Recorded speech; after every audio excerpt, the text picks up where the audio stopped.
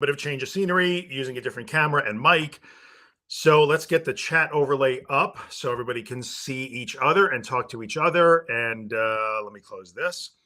Just somebody give me a wave and let me know that you can actually hear me. I'm pretty sure it's working. I had to change browsers to be able to use my iPhone camera for this week's stream. And today we're going to talk about alcohol and caffeine. Because when I first started podcasting and writing and doing things like that, in a million years, I never would have thought that I would talk so much about things like coffee or wine. But I know it's an important thing for us to talk about, so we will talk about that today. Hello, guys. Here we are. I finished my coffee. Totally fine. Hello, Carol. Good to see you. Good to see everybody. This is the 67th time we've done Recovery Monday. Thanks, B. Appreciate the thumbs up with the audio and the video. And yeah, so let's wait for some folks to pop in like we usually do. How's everybody doing today? Let me know where you're from. Let me know what's going on. Bonjour from my solo Paris trip. So Kathleen, I guess, is back from Paris. I hope that went well. Hello, Katya. Katya's in Russia. Hope everything's going okay over there. And yeah, we'll just wait for some folks to pop in. We have 19 people, which seems a little low, but that's okay. We will wait for a few more folks. Hello, Twitch. What's happening? Good to see you, Twitch. When I heard alcohol helped perpetuate my anxiety, I went and poured all my Pappy Van Winkle down the drain. That's a good comment. Hello, New York City. How are you? What's going on? Olya. Nice to see you, Olya. Maura from Montreal. Carol from Essex. Hi from Tampa. Hello, Heather. Just a quick reminder, if you're in my Facebook group, I will only see you as Facebook user. That's just the way Restream does it, so I'm really sure. I was really sorry about that, but what are you going to do? First time joining live. Hello, Cody. Good to see you. Glad you could make it. Hello, Virginia. Hope everything's okay. Marina's still from Paris, where I guess Kathleen just was. So we got the French connection going on today. So anyway, let's get into the whole alcohol and caffeine thing. I am going to have a little drink. Have you guys ever had this LaCroix? I've never had LaCroix before. It's just like bubbly water, key lime. It's pretty good. Anyway, hey, Viola, good to see you. So let's talk about alcohol and caffeine. This really encompasses more than just alcohol and caffeine. It really is like any food or any drink that you think you should not have because you think it will trigger your anxiety or it makes you more anxious. Most likely it's alcohol or it's caffeine. Those are the top two like sort of offenders, if you will. But it could be anything. So a lot of people have a long list of foods that they will avoid because they are afraid that they will get triggered if they have those foods. So a show of hands, if you guys are those people and you either avoid caffeine or like coffee or chocolate, or you avoid alcohol, or you avoid any sort of food because you're convinced that it makes you anxious, just, a show by show of hands. It's actually a very common thing. So you're not alone in that at all. If you have a list of food and drink avoidances, then you're not the only one, for sure. So caffeine and alcohol tend to be the top offenders here, or the top of the list. And people will often hear, conventional wisdom would say, if you're anxious, you should definitely not have any caffeine. You got to cut caffeine out right away. No coffee, no chocolate, no anything with caffeine in it. Tea, like regular tea, is caffeinated, right? So people will hear that right away. You should cut out caffeine for sure because it will make you anxious. And then on the flip side, people will often say like, oh, you should totally not. Okay, cool. We're getting some comments in here. Sugary desserts, cookies, foods. I'll avoid anything sugary. Let's see here. I'm going to read comments as we go because I asked the question. I can proudly say that I was like that 2 weeks ago, but not anymore. I'm enjoying all the sugar and coffee now. Okay. Well, everything in moderation, but I'm glad that you're back to things that you enjoy, which is good. So people will hear not only about you should cut out caffeine, but often people will say, oh, you shouldn't drink. You shouldn't drink. Alcohol increases anxiety. And it's that paradoxical thing because a lot of people will use alcohol as a little bit of a self-medicating thing. And in fact, this week on the podcast on Wednesday, we're going to talk about that. People who have addiction problems. But people will sometimes self-medicate with alcohol because it calms them down. But then there's the rebound afterwards. Like, oh, it will make you, it will make you more anxious, rebound anxiety. So you should stay away from alcohol because it will increase your anxiety when you get off it. Okay, fair enough. So really what's going on there is I want you to think of a time maybe before you had an anxiety problem, if you have a time before that. And I want you to think about that and think about all the things that you ate and drank back then that did change the made your body feel differently, but you did not attach fear to them. So the first thing that I like to talk about when we go over this topic is the idea that we should stop saying coffee makes me anxious. We should stop saying caffeine makes me anxious. We should stop saying alcohol makes my anxiety go through the roof. What those things do, and there's no doubt about that, is they will make you feel differently. There is no doubt about that, that if you drink a big cup of coffee, unless you're super used to it and you're resistant to caffeine, you'll feel different. I know that for me, I think it was yesterday morning. I generally drink decaf coffee because I'm used to it now, but I was one of those people that I stayed away from caffeine like the plague for years. As soon as I developed an anxiety problem, nothing with caffeine, no chocolate, nothing with cocoa, no caffeine, nothing. And I don't do that anymore. So I'll occasionally drink a caffeinated coffee just because I like the flavor of it in some cases. But so I did it. I had some coffee on yesterday morning, and I mixed them. Sometimes I'll grind my own, and I felt it yesterday for whatever reason. I was a little extra tired. I don't know. I felt it, so my heart was pounding yesterday morning after that coffee. Okay, but I expect it to happen because I had some caffeine. So 100%, those things will make you feel different. Caffeine will make your heart rate increase. It's a vasoconstrictor. Caffeine is weird because it has multiple effects. It's both a vasoconstrictor and a vasodilator. It's a really weird chemical, but it does have an effect on your body, and it will create feelings in your body that feel like anxiety symptoms. So specifically the jittery thing, the keyed up thing, like it was weird. My foot was tapping. I was sitting at my desk and I was tapping my foot. So it will definitely do those things. The issue with anxious people is that since it feels like anxiety feels, we will say, oh, caffeine makes me anxious. But caffeine doesn't make you anxious. It just makes your body do things that you interpret as I can't allow those things to happen. This is anxiety and it's no good. I cannot ever allow it to happen, or it'll feel like anxiety, or it'll remind you of anxiety. And you don't want to do that. So you declare it off limits. And the same thing with alcohol. Like when you drink alcohol, clearly, nobody denies this. If you consume alcohol, you will feel different.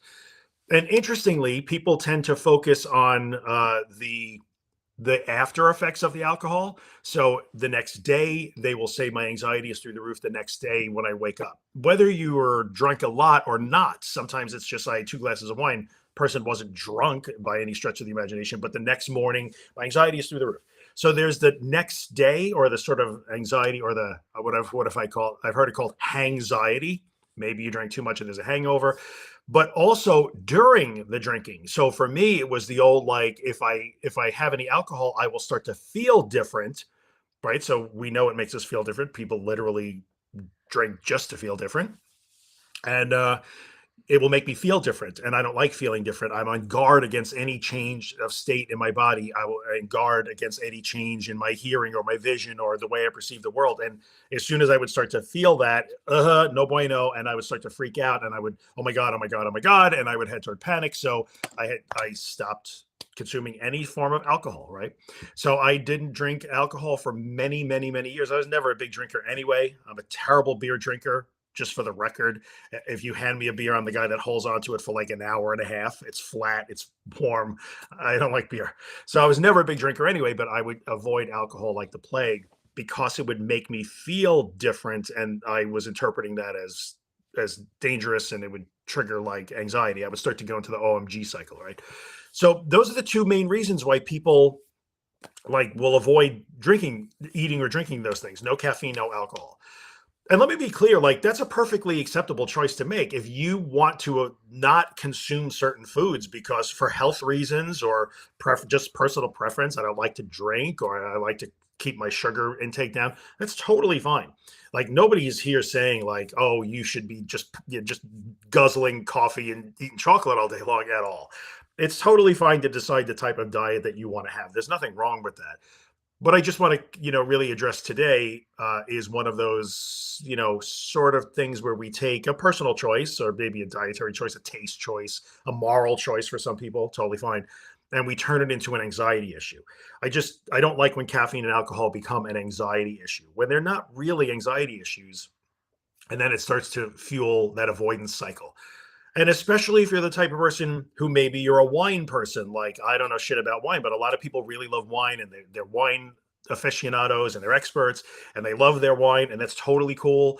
But they stop drinking it because it makes them feel different, and they get anxiety. And if you miss it, so if you miss coffee, if you miss chocolate, if you miss having a glass of wine, or you miss whatever it is, and you want to go back to those things, but you won't because of your anxiety, that's what we're sort of talking about today, right? So let me just go back to the comments, which is not something I usually do, but I just want to see what everybody's saying about this, because I did ask a question. Um, yeah, a bunch of people were saying that they are food avoidant people. Brene is, let's see here. I drink coffee like crazy, but I have others that I avoid. Any food that triggers heartburn. Oh, I'll put that up on the screen. That was another one for me. Like heartburn, some foods would give me heartburn because they do. And I would avoid those too because the heartburn was a symptom that I didn't want to feel. So I get you on that. That's really good. I like it. I do believe when you are first sensitized that you should watch what you eat and drink. I would disagree with that. So I would ask you, why do you believe that you should watch what you eat or drink, especially early in recovery when you don't understand what's going on? So I would disagree with you on that. I mean, you could choose not to eat or drink certain foods. There's nothing wrong with that, but I'm not sure why when you are first sensitized you should avoid things. When we become sensitized in the beginning and we begin to start to eliminate things from our lives, we are creating the problem. The reason why you guys are in the room with me today is because you felt some things and then got into a cycle of avoidance. So I would say that any avoidance, including food and drink, is not a good idea, right? It's not a good idea. If you know what's going on and you still choose to do it, okay, that might be one thing. But I would completely I would completely disagree with the idea that, oh, when you start to get anxious, you better avoid certain things. For what? Because then it teaches you like those sensations are not. I need to stop them from happening. So I'm not sure that that's true. Let's see. I avoided coffee more out of being nauseated, and me thinking that harsher foods would make it worse. Let me throw that up on the screen. One of our Twitch people, hello Becky. I avoided coffee more out of being nauseated, and me thinking that harsher foods would make it worse. Distinction. I mean, I knew it didn't cause anxiety. I don't know. I love the end of this comment. Dunno. Dunno is the ultimate comment for sure. But it's funny because we get into these moods. And listen, I do understand that if you are anxious and you are sensitized and you are afraid, there's not a lot of rationality there. I understand that. Believe me, I avoided a ton of foods for a while. I've told the story quite often. There was like a 3-year period or 4-year period where I did not eat Chinese food, didn't eat Chinese food at all. Why? Because I used to eat Chinese food all the time. And then I ate Chinese food one night. I had a swinging panic attack, and I was 100% convinced that it was because of the Chinese food. And I didn't eat it for years for no reason whatsoever. But it just, it just didn't do it. So that happens, and there isn't necessarily rationality behind that. So I do understand like the whole thing. I avoided coffee because I know it'd be nauseous, and then it just sort of grew into something bigger than that. And we don't know why. We don't get it. So I get it. Let's see here. I caught up with caffeine, but I'm still avoiding alcohol because I'm scared of the effect and scared to not. Okay, this is good. Hey, Australia, just saw somebody pop in from down under. I've caught up with caffeine. Good job, but still avoiding alcohol. I'm scared of the effect and scared of not being able to take a benzo in an emergency. So this is a good thing if you are taking a benzodiazepine or really any medication that you should not combine with alcohol. Definitely do not combine anything with alcohol. Very good. That goes without saying. Do not use alcohol as an exposure or decide you're going to kick anxiety's ass by having alcohol if you're on a medication where you should not drink. So let's be clear about that. That is also a common statement, and that's something that I could recognize too. The whole like, if I have a beer or I have a glass of wine, a drink or whatever, then I won't be able to take a Xanax that I would not take anyway because I'm a stubborn jerk. But I wouldn't take them, but I was afraid that alcohol would preclude me taking it just in case, right? So really good comment there. Starbucks isn't coffee, my dude. I don't mean to start a coffee war, especially here in the northeastern U.S. You have the Starbucks versus Dunkin' Donuts war, and that's nasty. I'm staying out of that. People are getting hurt.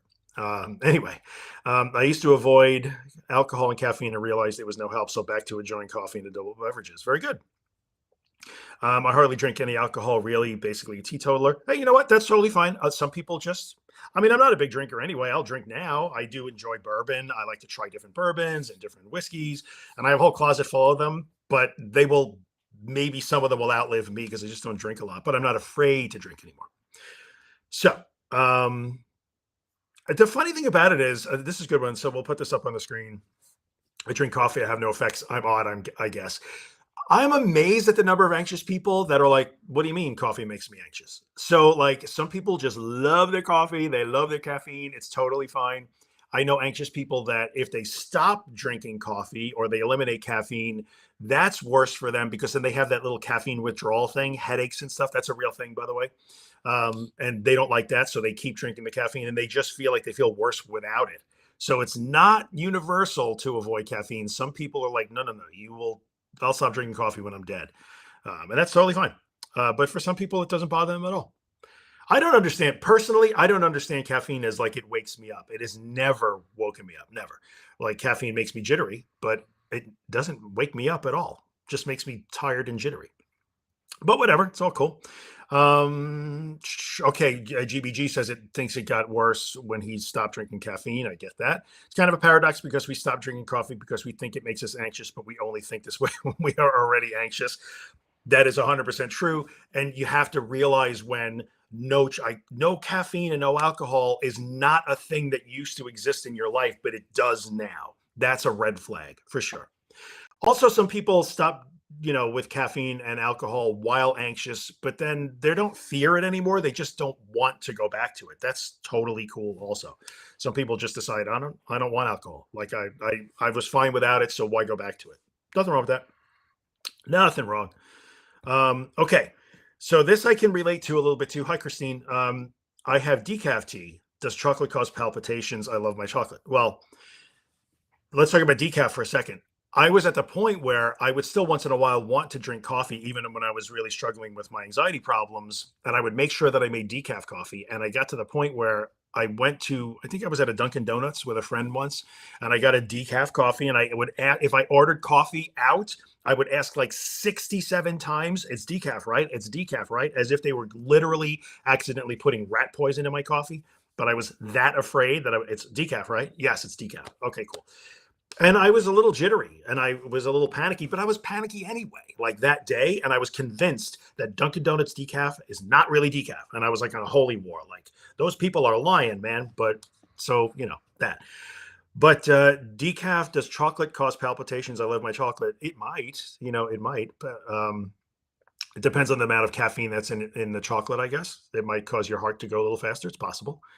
Let's keep going here. I was weaned on sweet tea. That would be a Southern US thing, right? I sometimes interpret too much alcohol. Okay, let's throw this up here. Mustard Rain, great name and always good comments. I appreciate your contributions. I would sometimes interpret too much alcohol with fear of losing control. For me, if I had a little bit of alcohol back in those days, that like it would feel like depersonalization to me. So the feeling of getting a little bit buzzed or the beginning of very little bit of drunk would feel like DPDR to me. And so I would avoid that like the plague. I get that. Stopped drinking sweet tea for a long time because of the caffeine. I decided that I love the taste. Okay, this is a good comment. I stopped drinking sweet tea because of the caffeine. I decided I love the taste more than I cared about the anxiety. So I now I have it when I go out to eat. And sometimes you can do good comment, Heather. Sometimes you could do the old like, oh, I don't drink it normally because I don't want to walk around jittery all the time. Like for me with coffee, I don't really want to walk around jittery. I don't need my heart to pound. So there's no point in that. So I'll generally not have caffeinated coffee, but I have some caffeinated coffees, some I got as gifts that I really like. And in which case I decide, well, I really want the taste now, so I know I'm going to have to deal with a racing heart for 40 minutes after I drink it. And you make that choice. But it's contextual. Sometimes you would, and sometimes you wouldn't. It's all good. In my neck of the woods, not drinking coffee or alcohol is a religious tenet and going against. Okay. Don't go to hell, y'all. Sometimes that's part of the equation. So, Becky, that's a really good comment, by the way, because sometimes, especially alcohol and abstinence, is tied to moral or cultural or religious concepts. So that adds another thing to it. Sometimes abstaining from alcohol, not drinking, comes with social or cultural ramifications. That happens too. So sometimes people in our community decide, I'm not going to drink anymore. And then their friends sort of turn on them a little bit. Like, you're not as much fun anymore. Why don't you drink anymore? That can happen too. That's unfortunate when it does. So that's another source of pressure that no anxious person needs. My friend Larry he becomes a pseudo comedian. Um, let's see what Renee has to say here. I miss wine when I'm scared to feel different. That was me, Renee. That was totally me. I didn't have a problem the morning after because honestly, why would I? Because I would drink a little bit of alcohol and totally bail on it. And again, I always say I'm not a little person, so it was ridiculous. So I didn't have to worry at all about the next day. It was in that moment when I started to feel different that I would totally bail. Emetophobes tend to avoid anxiety for obvious reasons. Well, that could be part of it also. That emetophobia thing does drive a lot of food avoidance for certain. Let's see here. A lot of questions. You guys are like rapid fire comments today. What is your go-to whiskey? I don't necessarily have a go-to. I do like bourbon. I'm partial to bourbon, but if I'm going to drink something else, I like really like peaty scotches, like Islay scotches, Isla scotches. I'm sorry, not Islay, Isla. So I really like those. But otherwise, I'm sort of a bourbon guy. But again, I don't really drink a lot of it. I mean, alcohol. Yeah, I get it. I know what you're saying. Let's see. Christine says, I used to drink before and then completely stopped because I didn't want to trigger, air quotes, love it. I miss drinking here and there, but I just don't do it. I barely started to eat sweets again. Well, again, that's one of those things where if it's something that you miss because it was sometimes they're part of cultural rituals, like growing up in an Italian family, wine is a thing, right? So if you're not drinking, you are a little bit left out of the ritual sometimes, the cultural ritual. It wasn't getting drunk or anything like that, but if you are missing out on social things or cultural rituals, or it's just something that you miss because you enjoyed the taste or whatever, going back to it is not a bad thing. So I barely started to eat sweets again. So let's get down to this before I take more comments. Some people will ask, can I use alcohol or caffeine? Can I use coffee or wine as exposures? And the answer is, yeah, you totally can do that. In fact, I mean, nobody would tell anybody to go out and get super drunk or like gorge yourself on chocolate. Don't do silly things, like everything in moderation. But using alcohol or caffeine or any food that you're afraid of as an exposure is a good idea. It's actually a good idea. So, yeah, those are perfectly valid exposures, especially food exposures. It's also the people who avoid foods because they think it'll make them anxious. That's a really good exposure. Sometimes people start to avoid foods because they somehow are fearful that they've developed an allergy to those foods. That's a different thing. We'll talk about that one day for sure. Some people start to avoid certain foods that they are not allergic to and have never been allergic to and have no evidence of being allergic to, but suddenly have decided I might be allergic to this now, and then they're terrified to eat them. And in that situation, the exposures are starting to nibble on little bits of those foods. So let's keep going. Drunk people make me anxious. That's fair. That's totally fair. Okay, this is a good comment here. Little avoidances definitely pile up and then become a huge mountain when we notice finally. Yes. And that's why I sort of challenged Viola before with the like, I think you should avoid, caffeine and alcohol in the beginning. I don't think so because of this. Because every time we do that, we're treating ourselves like we are fragile and like anxiety needs to be managed and it has to be very carefully managed and we can't allow it to happen. And I know it might seem like a little thing. And I'm not saying that you should like guzzle a giant 32 ounces of caffeinated coffee before bedtime at all. But this is a great comment right here because this is true. Every time we do that, we are essentially sending the signal to our brain that says we are fragile and we have to be very careful about what we put into our bodies. So just consider that. Good comment. Thank you. Coffee can interfere with sleep. And here you go. Viola's back. Sorry. And lack of sleep will make you tired. It will not make you anxious. So this goes hand in hand with this comment. And I've done if you go to theanxioustruth.com and search for sleep, you'll see a bunch of podcast episodes I've done in the last 6 months on that. So this one avoidance now becomes another. If I drink coffee, I might not sleep properly. And then if I don't sleep properly, my anxiety goes through the roof. Not sleeping will make you tired. Fearing how you feel will make you anxious. So again, you can see how avoidances begin to chain together. It's really important that we ferret these things out. You can disagree and you can make whatever choice you want. And I respect your ability to make a personal choice. But from where I sit, we have to be careful because they start to pile up. Let's see. I'm the same with Chinese food. Yep. Circus peanuts and Peeps. Circus peanuts, those orange marshmallow things. I haven't seen circus peanuts in a long time. Let's see here. Okay, Penelope. I know I was using it as a crutch to be social. I need to change my relationship with it, but I do miss drinking, and I hate that I'm avoiding it That last part is, I think, a big deal because a lot of people will say that too. A lot of people will say it's not really even so much that I want to drink; I just hate that I'm avoiding. So that's a good point. I get it. Yeah, Christy taking Buse Bar. I never know how to say that. Bus Bar, Buse Bar. Can't mix alcohol with that, so you got to be careful. I drink coffee now because all it does is make my heart rate after years of decaf. Do you guys, is there a difference in taste? Can you taste decaf coffee? I'll just throw that out there. I don't know if I can, but I don't have discerning taste buds anyway. I'm a terrible taste person. Oh, okay, this is cool. Thanks, Jan. Good to see you, man.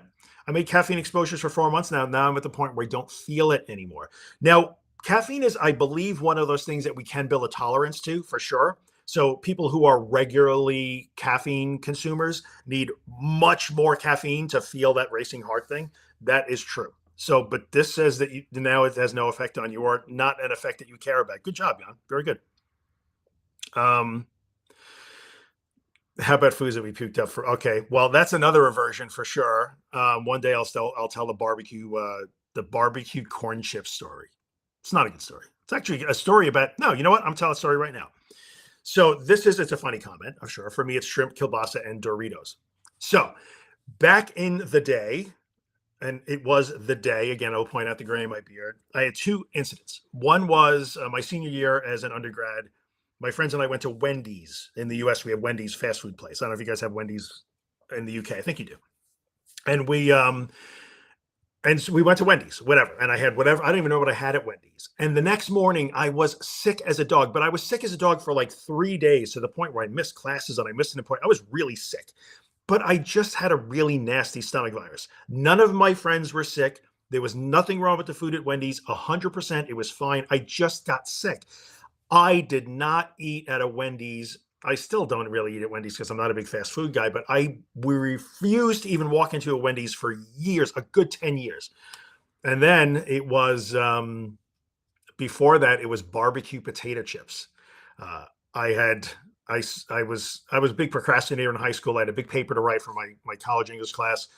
And on the way home from my high school job, I stopped and I bought junk food, and I was going to like sit up and eat junk food and write this paper last minute overnight. And I ate barbecue corn chips, and I got so sick the next day, and I still won't eat those. But those are illustrations of how we do not want to repeat adverse experiences. Those were crappy experiences. I don't want to repeat them. And so boom, avoidance kicked in 100%. And by the way, barbecue corn chips are vile. Do not ask me why I was eating those. I've learned from you that how easy it is to have a feeling. Oh, this is good. Sonia, good comment here. I've learned how easy it is to have a feeling and then immediately connect it to whatever I'm doing or eating at the moment. Yes, that is the need to figure it out. So if I am struggling, if I am whatever, if I am anxious, I need to figure it out. What caused it? What is it? What triggered it? How can I avoid that down the road? And sometimes we attach it to what we eat or drink. That's a great comment. But we can attach it to people. We attach it to context, places, tasks. That's how agoraphobic people become agoraphobic. I can't get in the car and drive away because I had a panic attack in the car. So I can't drive. I felt panicky after I drank coffee, so I can't drink coffee. That's a great comment. This speaks to the exposure thing. Yeah, sure. Again, if you have addiction problems, of course, I am not telling you to consume things that you have problems with, or medical problems, intolerance, mismatches with medication. No, I'm not telling you to do any of those things. But yes, I think it's a perfectly valid thing to do, to start to reintroduce those things so that you can start to practice moving through that fear. I did that. I remember drinking an entire glass of wine one night, and I was terrified. But it was a good experience. And then I was able to start to slowly do that again, just in social situations, and I'm not afraid of it anymore. So it's important. I understand, Viola, that you are talking about people who are new to this, but people who are new to this, who avoid because they are new, wind up being old to this when they don't have to. So I know I'm being really aggressive here, but I am going to argue with you in public here, because If you are new to this, and so you think because you are new, you should avoid things, that's exactly what makes people who are then old to this and 6 and 10 months and a year and a half later are wondering how they got into this very restricted space. So when you're new to this, if you have access to this type of information, that's exactly why you should not enter cycles of avoidance. I know I'm being really aggressive here, but I disagree with that argument in a big way. Because for most people in this room, even when they were brand new, if they had not started avoiding, they wouldn't be in this room today. That's really important. So I get anxious from decaf coffee. Possibly. And I used to think all the time, that was my Dunkin' Donuts decaf story. Clearly there's caffeine in here. They're terrible. Maybe there was, maybe there wasn't. I don't know. Let's see. Thank you for your podcast. You helped me a lot. You're welcome, Robbie from Australia. Welcome. Welcome, mate. Yesterday I ate a cookie my mom brought from home. What if there's weed in them? Okay, let's throw this out here. This is not necessarily related to the alcohol and coffee thing, but since it's here and we're talking about food and drink, another more common thing than you think. So like that's an intrusive thought thing, right? Or an obsession. That is where you start to you have a thought in your head. What if somebody tampered with this? What if there's weed in this? What if somebody poisoned this? What if it's going to make me sick? What if I'm allergic to it? And then boop, that thought sticks with you. And then you start to freak out. That's actually a really common thing also, believe it or not. Let's see. I understand. Pot's legal here.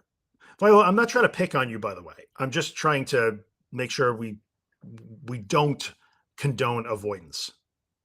Let's see. Yeah. So this is a good one. Thanks, B, for propping this up here. That's true. Professionals will even urge patients not to consume caffeine or alcohol. And I think a lot of times it's interesting because you would never find somebody that sounds like me telling you to do that. But you would find somebody who treats anxiety symptomatically telling you that. So, I mean, I know a lot of doctors, the first thing they would tell you would be like, stop that, right? Stop that. So, don't drink alcohol and stop drinking coffee because they will view it symptomatically. We will try to treat the symptoms of it. And in a way, you can do that. Like in a way, that is a valid choice that somebody can make. You can try to treat your anxiety symptomatically. And if you make that choice, that's okay. You're allowed to make that choice. It's all good. So let's see. I heard something about like decaf is the electric car of coffee. Really good. So I see a couple of comments coming through about how I can't drink these things because they make my heart race, or like Ron says, hey, Ron, how's it going? Makes my brain shut off. But then the next couple of days, my anxiety is even worse. The next couple of days, you feel different. So you feel different the next day. So if you drink enough alcohols I understand what you're saying, to shut your brain off, you're likely feeling some sort of hangover the next morning. And then you interpret that as, oh my God, I feel different and I am anxious because I don't like feeling my own body. It's so important when you think about that. Still has corn. What is this? This sounds like a Southern thing. Stillhouse corn whiskey, peach tea flavor is delish. Sometimes it comes in a paint thinner can. Why do I feel like you can only get that like Virginia and South? I could be wrong. Maybe wrong. Let's see. Sugar affects my heart rate more than. So again, for anybody who's possibly like, some people will say that sugar is as bad as caffeine. Maybe it is, maybe it isn't. I'm not here to argue the physiology of sugar and metabolizing sugar. But again, if you are avoiding things because it raises your heart rate, that is problematic because that is I'm not saying you have to walk around with your heart pounding all the time, just gorging yourself on sugar all day long. But when we say, I must avoid things that make my heart rate go up, when your heart is literally doing what it's designed to do in the presence of that particular chemical, because you're afraid of that elevated heart rate, we have a problem. Like we have to be very mindful of that. So when you are drawing a line in the sand because your heart rate might increase, that's a thing we really have to examine. Let's keep going here. Comments keep coming. We're cranking here. I'm scared to drink alcohol because I think it'll make the intrusive thoughts come true. Okay, well, that's actually not the way that works. I'm sure you've been told that before, but intrusive thoughts are just thoughts. Alcohol doesn't change thoughts, doesn't make them come true. It doesn't change the real world, doesn't do anything like that because thoughts are not thoughts are just thoughts. So, by way of some feedback, I don't recognize your name. You may have not heard that before. That's not the way that works. I've tried eliminating caffeine. It had okay, there you go. It had no effect. True. Stopped drinking last year. My project is much better. Okay. So this is a. I appreciate you sharing this, by the way, Stacy. That's a personal thing, and I appreciate you sharing it because it's a good comment. Sometimes people will get into a trap where they don't avoid alcohol. They will use the alcohol almost excessively to knock down the anxiety. And that's a situation like Stacy is talking about here, where it can make things worse for sure. That's a tough one. So, Stacy, good job, and I'm glad you're feeling better. Very good. All this talk's made me want to drink an espresso martini. Oh, look at that! I thought I was at the end of the comments. I'm clearly not. I'll keep going, I guess. But thank you for sharing that, Stacy. It's important. Since my anxiety, my stomach and bowels are more sensitive to stuff like dairy, milk, etc. Well, anxiety is going to directly connect to your GI tract. That's true. Um, so people with anxiety problems often find that they run to the bathroom more, then they have to do that sort of stuff more. So again, we just have to be really careful about drawing a direct line. Now that I have anxiety, I have to be careful and don't ever drink milk again. Be careful. That's a slippery slope. I get anxious when I feel sick. How can I change that? You don't change that. You allow that to happen and you stop trying to fix that. So, Christine, I don't recognize your name. I don't know how new you are, but we're never trying to change being anxious. If you get anxious because you're sick, then allow yourself to get anxious when you get sick. And I'm sorry that I hope you're not sick now. But the trick is what you do when you get anxious. If you frantically try to find a way to fix that or not be anxious, then that's the thing you have to work on not doing. We learned that we can be anxious and still be okay. That's the key here. I'm going to kind of speed up a little bit. Where are we? 241. Let's see here. I had a night of heavy drinking when I was in the process of slowly tapering off my SSRI. I woke up the next morning. Whoops, sorry. Didn't mean to do that. With terrible anxiety that lasted weeks. Now I'm terrified to start my taper again. Oh, we have to be really careful about that too. I mean, I'm repeating myself again and again and again because what we're seeing is like a constant references to like this made me anxious and so therefore I must avoid that. Christina, we'll talk about that. I'm going to get to your comment. Hang on. Unclean foods. No, we can't go there. Decaf sucks. Can't tell the difference. It's way less strong. Perks at a grocery store. Decaf. There we go. The electric car. Good. Wimpy's here. We never had Wimpy's here. Food poisoning at Wimpy's. Had bad sushi once. I had sushi last weekend. Was good. Excellent. Sushi was one of my first exposures. Very good. Oh God, the Bizarre Foods guy. Is that guy still on TV? He would go around the world and eat the strangest stuff. That's some crazy stuff. It's taken me years and years. Very good. Thank you, Viola. I appreciate that. I'm not trying to pick on you personally. It has nothing to do with you personally. Thank you for understanding. I appreciate that comment. I wish, okay, let's throw this up here. Again, this is another one of the repetitions. I wish I could have coffee. I miss iced coffees, but damn, my heart races. So go ahead and make your heart race. Remember that sometimes we talk about interoceptive exposures. Have you guys heard me talk about interoceptive exposures? Interoceptive exposures are what we do when we intentionally try to bring about the physical sensations of anxiety. So interoceptive exposures are normally things like breathing through a straw, spinning around in a chair, running in place, doing jumping jacks, anything that makes you out of breath, anything that makes your heart beat faster, anything that makes you dizzy, anything that makes you feel like you can't breathe. We do them on purpose, often with a therapist, so that we can acclimate to those things and we can get used to that. So when you say, I wish I could have iced coffee, but I can't because my heart races, I would say, go ahead and have that iced coffee and practice being in a situation where your heart races, that you can use as an exposure.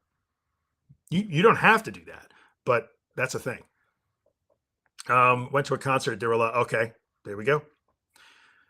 This is another fearful thing. Again, we're talking about alcohol and caffeine today, but again, in the beginning, I said it can expand to all kinds of different foods, drinks, substances that we get really afraid.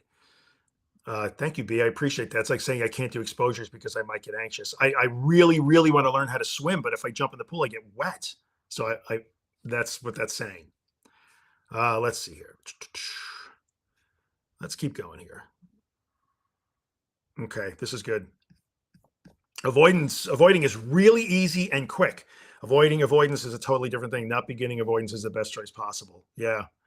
And again, if we had better education about these things, I believe in my heart that fewer people would go on. I think just as many people would experience anxiety, but far fewer people would go on to develop full blown anxiety disorders like panic disorder or agoraphobia. If we had a little bit more education about this, so I agree with you on that.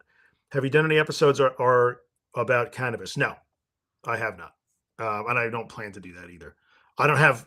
I'm not judging. Anybody's free to smoke or ingest whatever they want. Doesn't matter to me. But no, it's not a thing I'm going to talk about. I never talk about things to swallow or ingest or breathe in to deal with anxiety ever. Let's keep going here. A lot of good comments here. Had to give up tea because it's got caffeine in it too, or you chose to give up caffeine because you don't want to feel those effects. I'll stop saying those things. Now I'm a broken record. Let me keep going. Okay, let's get to Christine's comment because this one I dig, and this one we'll probably try and wrap things up with. How about avoiding unclean foods for fear of how they affect their health? So I did a podcast episode a couple of years back. I think it was maybe the first one I did with Jenna Overbaugh, and we talked about a thing called orthorexia. Now, orthorexia is not actually a diagnosable mental health condition. It has not made it into the DSM or the ICD that I'm aware of. But orthorexia is what we call it when people become incredibly fixated on eating only the right foods. So sometimes it's often tied to health and fitness obsessions. Like I can only eat organic, I can only eat clean. I mean, listen, I was in powerlifting for a while and around strength and physique athletes. It's rampant there for sure. Like if I do not have a shot of complex carbs 30 minutes after I finish working out, then I will miss the insulin window. It gets crazy. But among anxious people, orthorexia can present as if I eat anything that isn't totally natural, if I eat anything processed, I'm putting poison in my body, and that might make me anxious because anxiety is me being poisoned. It's really, really tough. And it can get really vicious so that anxious people can wind up with forms of orthorexia where they are literally down to eating 4 or 5 safe foods, and that's it. And sometimes that starts with I can only eat clean, natural, unprocessed foods because they start to latch onto words like toxins or poisons or carcinogens or teratogens, and it becomes really, really extreme. So you have to be careful about that. I know as many recovered people that exist on cigarettes and candy bars and coffee than exist on whole organic foods that are only like free range. So you do not have to eat clean to recover.